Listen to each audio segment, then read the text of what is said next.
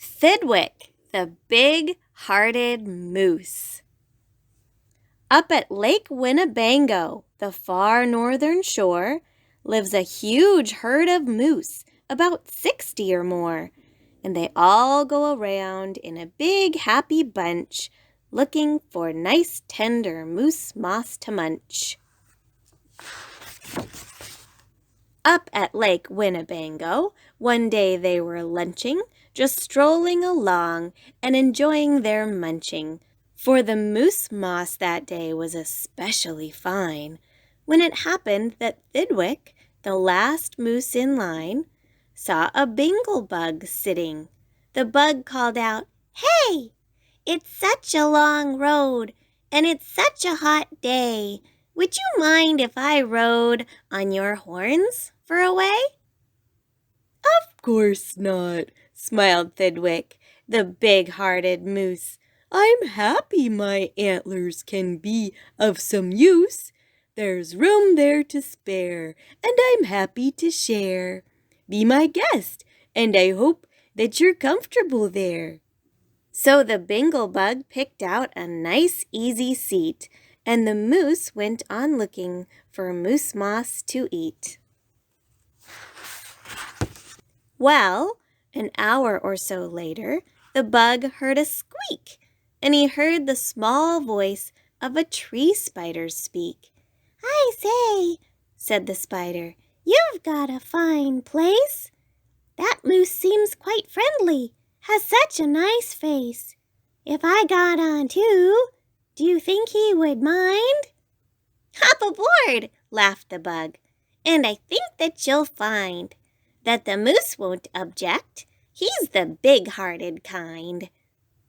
"I accept," said the spider, "with joy and delight." And he started a web on the horn to the right. While the spider was spinning, he heard a gay song, and a fresh little zinazoo bird came along. He stopped and he stared and he chirped, "Well, well, well! What a smart place to build! What a great place to dwell! I've been living on trees ever since I was born, but here's something new. Why not live on a horn? If there's room there for two, then there's room there for three." "There's plenty of room," laughed the bug, "and it's free." Thidwick stopped walking. What was all that talking?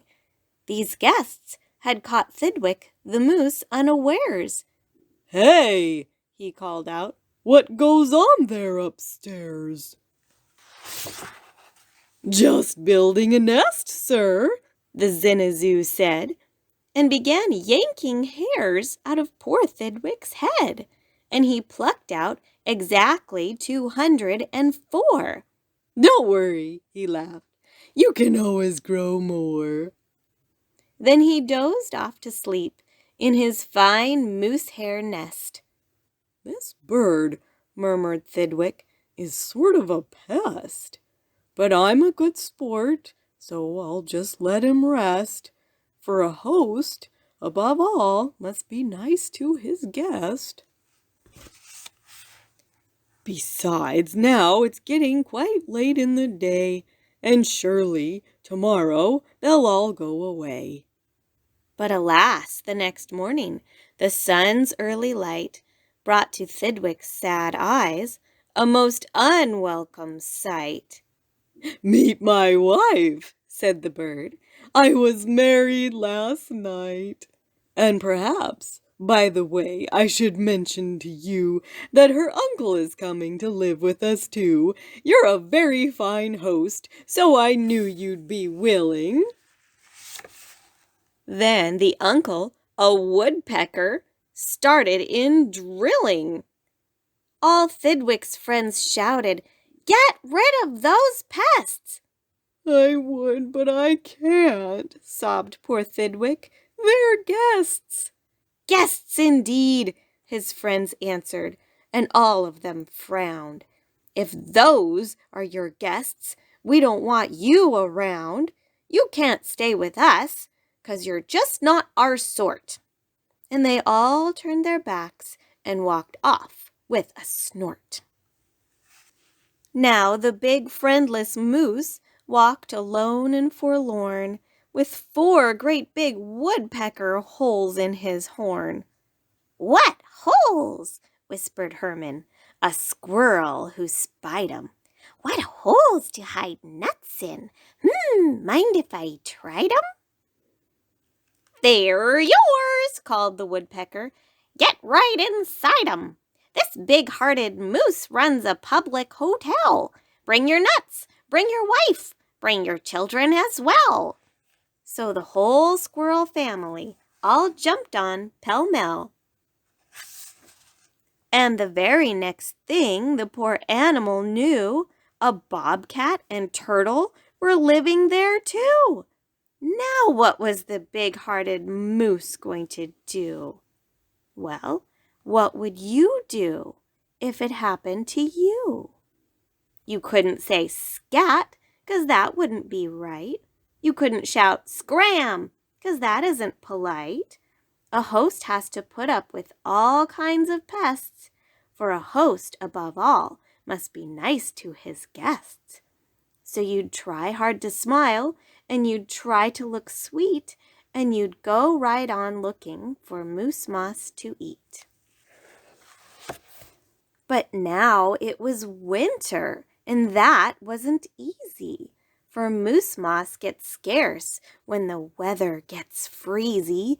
The food was soon gone on the cold northern shore of Lake Winnebago. There just was no more, and all Thidwick's friends swam away in a bunch to the south of the lake where there's moose moss to munch. He watched the herd leaving, and then Thidwick knew he'd starve if he stayed here. He'd have to go too.